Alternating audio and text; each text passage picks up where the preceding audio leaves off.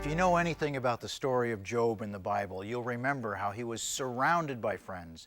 They thought he must have had terrible sins that he's committed in his life.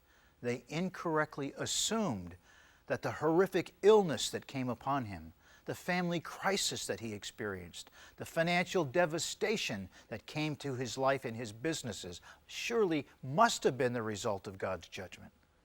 As we continue our study on God's healing power, I want to address this important question of whether sickness is always the result of personal sins.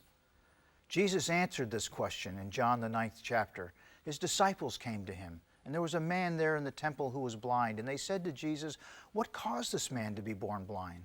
Was it because of sin in his life?" You know, since this man was born blind, that would have meant that the sin in his life was a result of sin in his mother's womb. Or could it be that blindness was judgment of some sin committed by the man's parents, they asked. You know, Jesus surprised his disciples by answering, "Neither this man nor his parents sinned, but that the works of God should be revealed in him." You know, isn't that incredible? God was using that circumstance to demonstrate his power in the life of this man. And rather than spending time trying to figure out who was to blame for the blind man's condition, Jesus wanted to focus on doing the works of God. He wanted to focus on healing the man.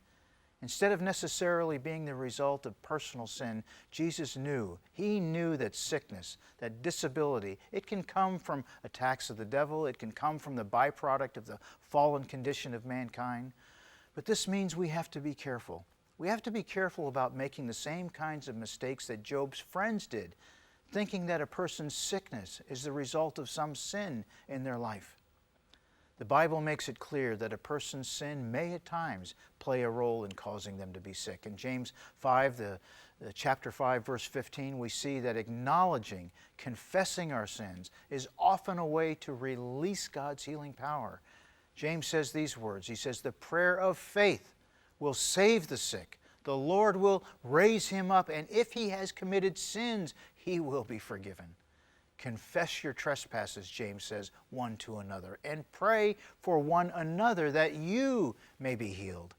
You know, in the same way, Jesus told the man healed at the pool of Bethesda in John 5, "See, you have been made well. Sin no more, lest a worse thing come on you." My friend, as you seek God's healing touch today, I encourage you to pray the powerful prayer that David said to the Lord in Psalm 139. He said, "Search me, O God, search me, and know my heart. Try me, know my anxious thoughts. See if there's any hurtful way in me." Ask the Lord today to forgive you of any unconfessed sins in your life. Until we continue our study tomorrow, I'm going to be praying for God to remove your anxious thoughts, to remove your hurtful ways that are in your life. And I'm praying that he will begin a deep healing in your life today, from the inside out. God bless you.